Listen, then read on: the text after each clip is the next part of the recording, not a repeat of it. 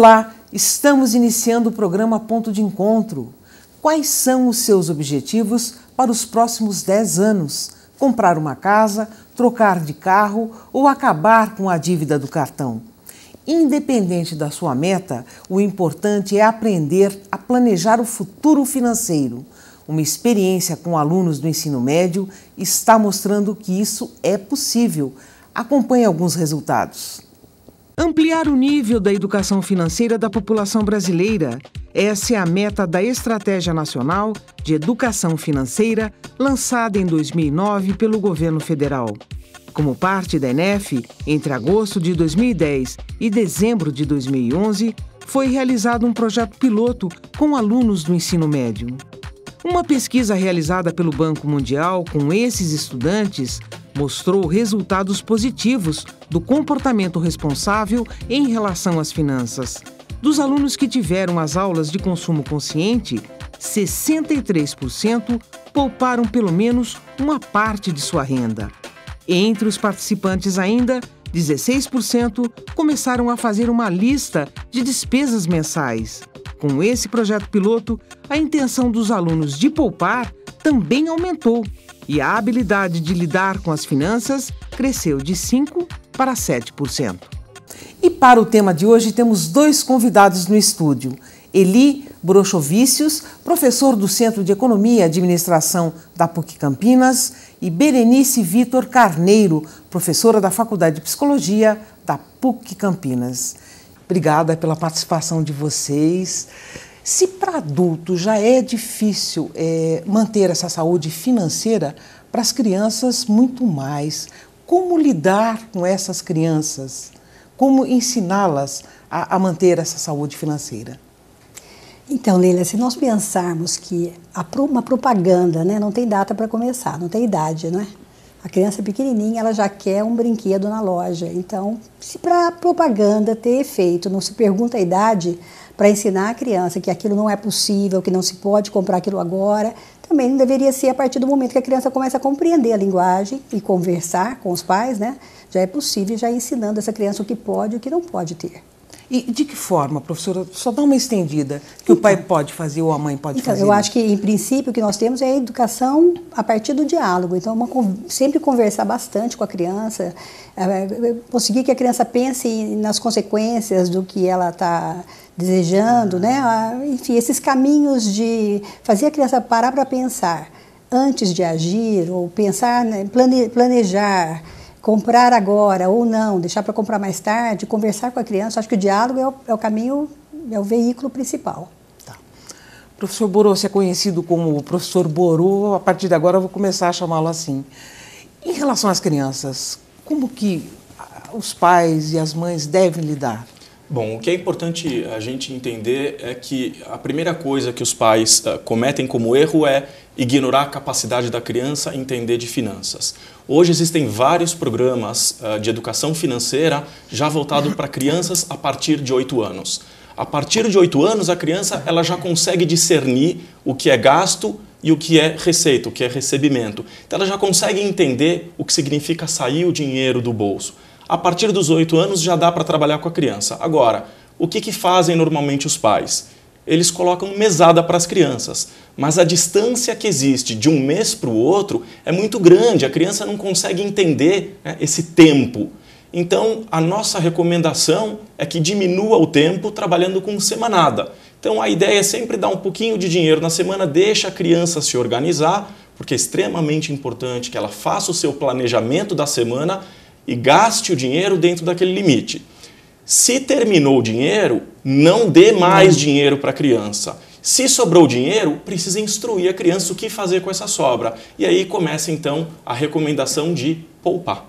Ou seja, eu ia questionar, inclusive, essa mesada ou essa semanada. Ela acaba sendo importante mesmo. É a partir daí que a criança começa a ter habilidades para lidar com as finanças. Ah, sem dúvida nenhuma, porque a partir do momento que ela recebe esse dinheiro, ela precisa controlar essa verba. Então ela começa a entender a necessidade que tem de se planejar, de analisar e tomar decisões, de controlar o seu dinheiro, e a partir daí, então, ela passa a ser um consumidor mais consciente, né? A gente precisa ter consciência daquilo que a gente está fazendo.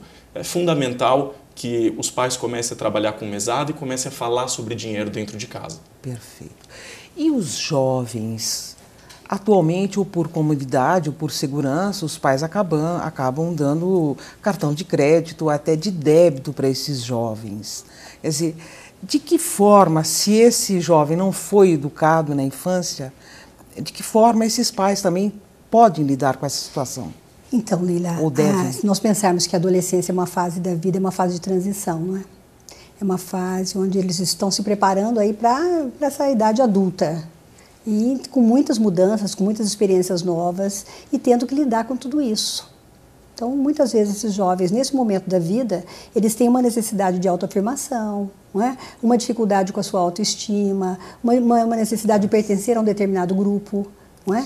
Então, isso pode favorecer o mau uso, no sentido de usar o dinheiro para conseguir esse status, ou essa pertença a um determinado grupo, ou ser valorizado pelo grupo, ou ser superior até a um determinado grupo. Então, o mau uso do dinheiro poderia ser aí uma consequência dessa fase. Mas, como eu estava colocando anteriormente, se é uma família que já tem o hábito de dialogar, de conversar, normalmente essas questões elas acabam sendo minimizadas, se já existe desde o início um estilo de paternagem, né, que permeia aí, que é permeado pelo diálogo, pela conversa, eu acho que é dessa forma. Caso contrário, o que não foi feito antes... Também não é agora que você vai conseguir. Não consegue achar... Vai ser mais difícil, não é? Eu acredito que é mais difícil, mas não é impossível. Não, existe uma coisa extremamente importante quando a gente fala em finanças. As pessoas acreditam que elas não têm condições de mudar. E a percepção que eu tenho quando a gente faz um curso de educação financeira é que o seu objetivo não é mudar, mas é moldar.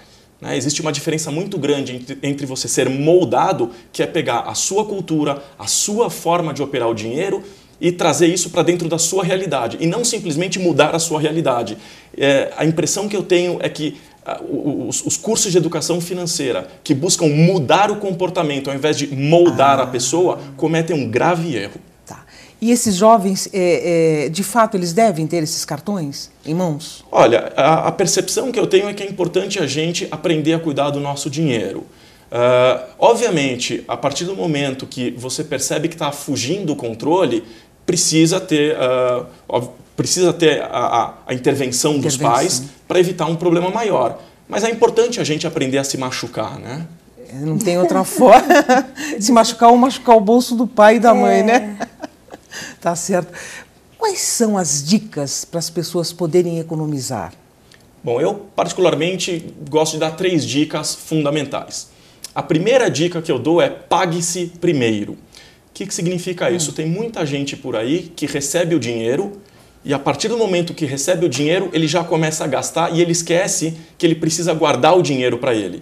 Então eu preciso fazer um planejamento, eu preciso ter o dinheiro para a minha velhice, eu preciso ter o dinheiro para realizar os meus sonhos e eu preciso de dinheiro para as minhas necessidades. Então a primeira coisa é pague-se primeiro. Tem muita gente que trabalha como autônomo e mistura empresa com pessoa física.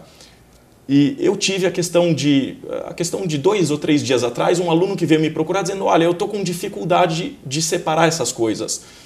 E a explicação que eu dei foi a seguinte, você tem a sua empresa, você precisa entender como funcionam as finanças da tua empresa e pague um salário para você mesmo. E aí você começa a se organizar de uma forma melhor. Então a primeira coisa é pague-se primeiro. A segunda dica que eu dou é sempre você se organizar e procurar sempre arredondar valores. Se você tem por exemplo, se você tem uma conta para pagar de R$ 35,15, põe na tua cabeça que você precisa pagar 40. Então você arredonda para cima. No momento da receita, arredonda para baixo. Supondo que eu tenha para receber R$ 645, põe na tua cabeça que você tem R$ 600 para receber. Essa forma de arredondar, receita para baixo, despesa para cima, evita que você tenha problemas financeiros. Terceira e última dica, é muito importante se planejar. Então, eu costumo indicar para as pessoas, 55% do teu salário líquido você deve separar para as suas necessidades básicas. Depois separa um pouco mais esse dinheiro para lazer, para educação e, obviamente, você precisa também separar o dinheiro para o seu caixa, para os teus investimentos. Se conseguir separar nessas 4 pastinhas, a gente consegue ter um planejamento muito melhor e evitar uma série de problemas financeiros. Tá. Você me falava de objetivo, que é uma palavra mágica dentro dessa história da educação financeira. Sem dúvida. Gostaria que você passasse. A questão do objetivo é o seguinte, quando a gente fala em planejamento, planejamento é traçar objetivos. E esses objetivos eles precisam necessariamente ser de curto, médio e de longo prazo. Se eu não consigo enxergar onde eu quero chegar, qualquer caminho serve.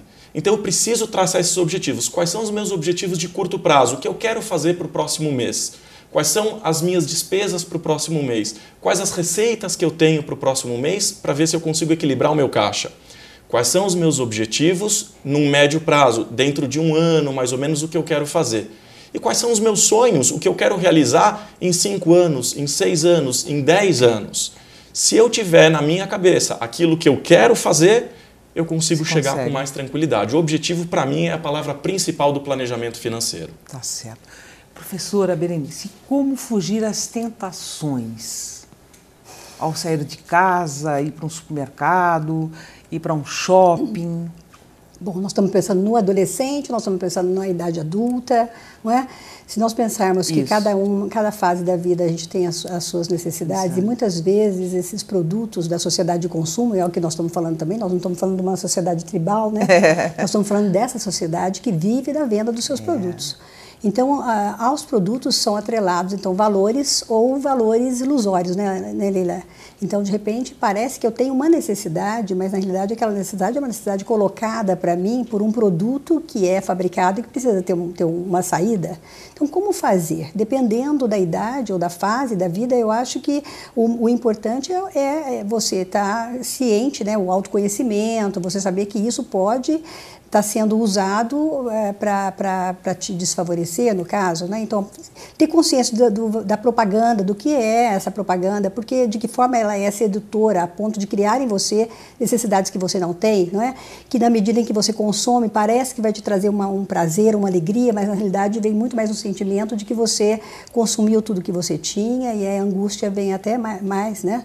Eu acho que ser mais otimista e realista, concordo com o Borô, que o fato de você ter esse objetivo a longo prazo, médio e curto prazo, acho que podem ajudar a ter uma clareza melhor do que é usar esse dinheiro a teu serviço ou usar isso para ser um refém desse consumo, né, dessa sociedade. Quando a gente fala em educação financeira, é muito comum a gente falar dessa questão do marketing, né? Porque é uma briga muito grande entre os profissionais de marketing que são preparados para te vender. Exato. E você que precisa estar financeiramente educado para não comprar tudo aquilo que eles vendem. Então, dentro, né, nessa guerra, quem é que vence? Né? A gente tem que estar preparado para dizer não, eu não quero, agora não é o momento. Não. E a gente já sabe que a outra parte está preparada para dizer não, esse é o momento, não, você precisa agora, levar. Né? Aí a consciência que vai, né, te ajudar a ter essa clareza. Um né? treino também, né? Um treino mental. Eu acho que a própria educação financeira, quando ele coloca a educação financeira, nesse sentido de que te ajuda a compreender, né, custos, ganhos, e o valor das coisas, não é? E o propósito de tudo isso. O que as pessoas precisam entender é justamente o propósito, porque educação financeira não significa você saber exatamente o que fazer, o que tem de ofertas no mercado, quais são as opções, se agora é hora de comprar, se é hora de vender. Educação financeira, ele vem antes da palavra educação. Então, o propósito é realmente ter a educação, é saber o que eu faço com isso, é se conter e saber exatamente até onde você pode ir, qual é o seu limite. Cada um tem o seu limite. Cada um tem o seu. Eu vou pedir licença agora para vocês, um instantinho, porque eu vou chamar uma reportagem que é da Du Paulino, que mostra a experiência de 2 jovens que lidam com essa educação financeira de formas diferentes. Vamos conferir? Um estudo divulgado no final de 2012 pelo Serviço de Proteção ao Crédito, o SPC, mostrou que os jovens com idade entre 18 e 24 anos representam 17% do número de inadimplentes no Brasil. São consumidores como o universitário Denis, de 18 anos, que sempre que precisam comprar alguma coisa, recorrem ao cartão de crédito. Essa última semana eu queria comprar um óculos que não é do dia a dia, não é alimentação, é coisas extras, coisas a mais. eu recorri ao cartão. Os pesquisadores do SPC ouviram consumidores em todo o país e concluíram que cerca de 40% dos endividados têm alguma fatura do cartão de crédito em atraso. Eu atraso todo mês, mas sempre pago.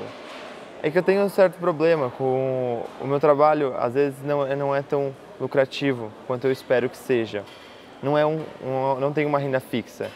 Isso causa variâncias no pagamento do cartão. Apesar do descontrole de alguns consumidores no uso do cartão de crédito, a pesquisa do SPC provou que ele não é o principal responsável pela inadimplência do brasileiro. A maior vilã dessa história parece ser a falta de educação financeira. Isso porque o estudo mostra que mesmo entre os consumidores que mantêm as contas em dia, o percentual dos que possuem compras parceladas no cartão é elevado, cerca de 50%. No entanto, como essas pessoas se planejam financeiramente, o comprometimento da renda com as compras a crédito é feito de acordo com aquilo que podem pagar. A estudante de jornalismo Ana Paula faz parte desse time. Eu pago minha faculdade, minha internet, meu telefone, minha alimentação, meu transporte para a faculdade de volta para casa. Então, minhas saídas. Então eu tenho bastante conta para pagar. Mas, mesmo assim, eu consigo juntar um pouquinho mês a mês. Foi de tanto ouvir não dos pais quando pedia alguma coisa que Ana Paula decidiu ainda na adolescência que queria ganhar e administrar o seu próprio dinheiro. Depois de 6 anos de planejamento e uso consciente da renda, ela alcançou o seu grande objetivo. Normalmente, as pessoas que não ganham o carro da mãe e do pai vão ter o primeiro carro com 25, 27 anos, porque começou a juntar o dinheiro com 20. Eu não, comecei a juntar com 15 e com 21. Vou comprar o meu carro, sem ajuda de ninguém. Professores, qual o diagnóstico de vocês em relação a esses dois casos? Bom, a primeira coisa é o seguinte, o vídeo ele traz muito a questão da inadimplência. As pessoas precisam entender qual é a diferença, então, entre inadimplência e dívida. São duas coisas diferentes. Contrair dívida é natural, é normal. Hoje, talvez eu não tenha dinheiro para comprar um automóvel, mas eu preciso desse automóvel para trabalhar, então eu vou contrair uma dívida. Isso não significa que eu estou inadimplente. Inadimplência é deixar de pagar a sua dívida.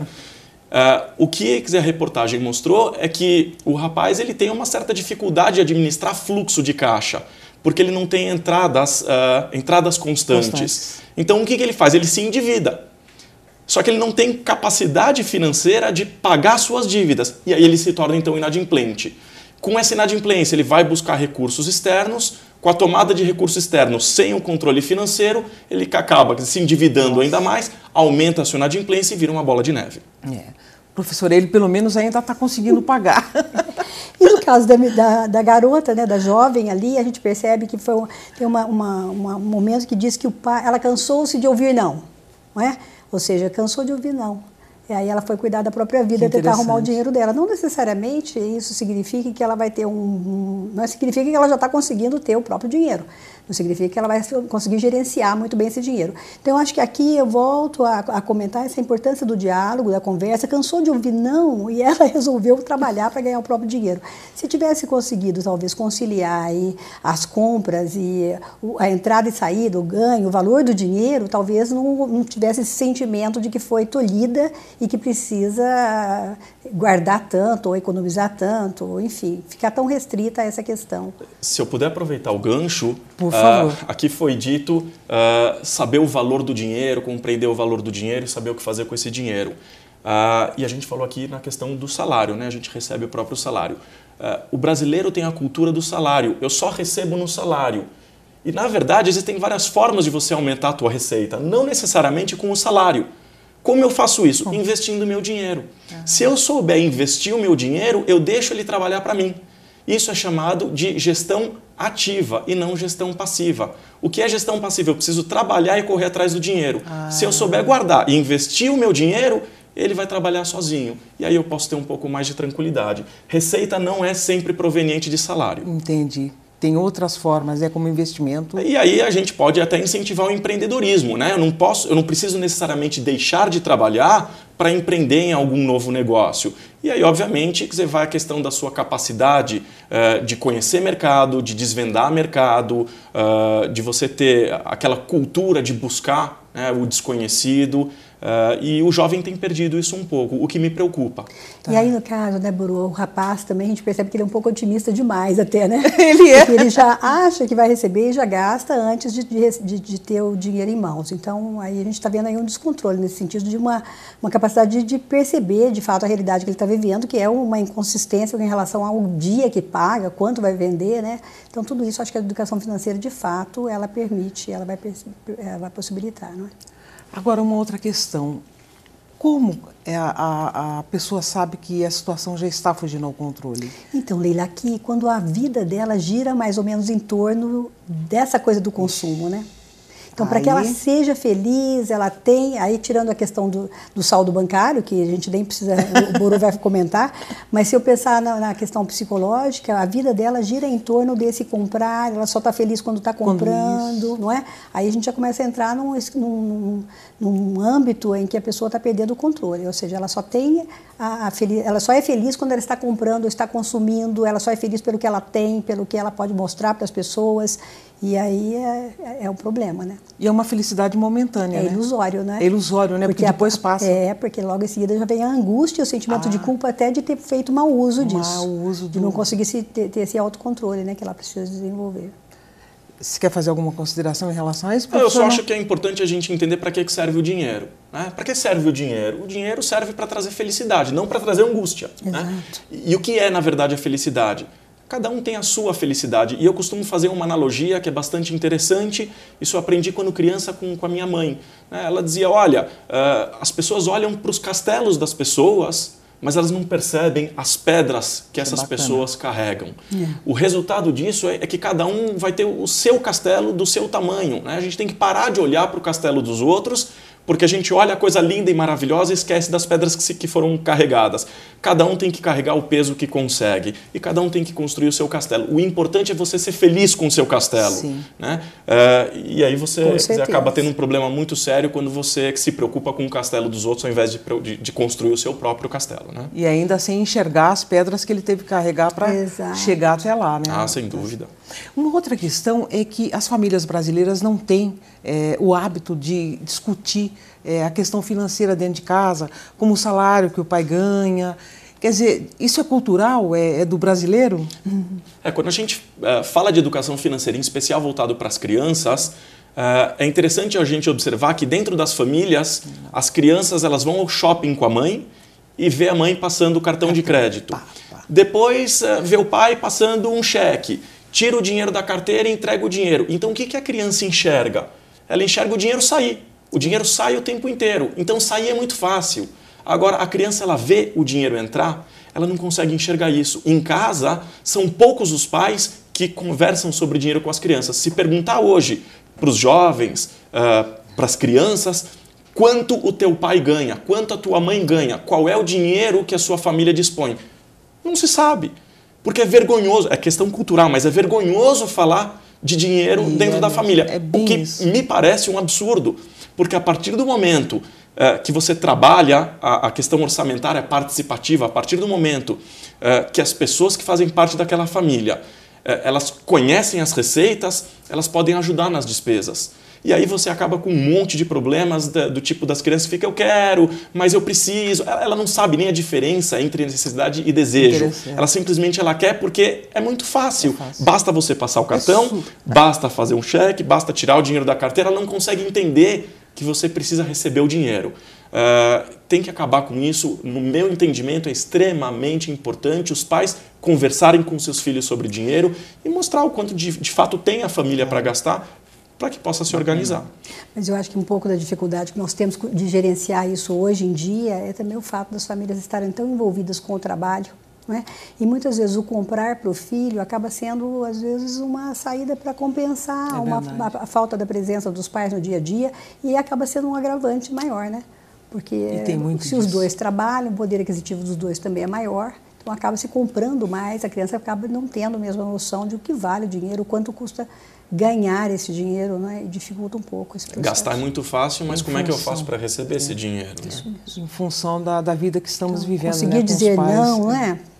Que às vezes o dinheiro está lá, é possível, mas eu acho que o importante aqui é a gente pensar no benefício que vai trazer para a criança o dizer não.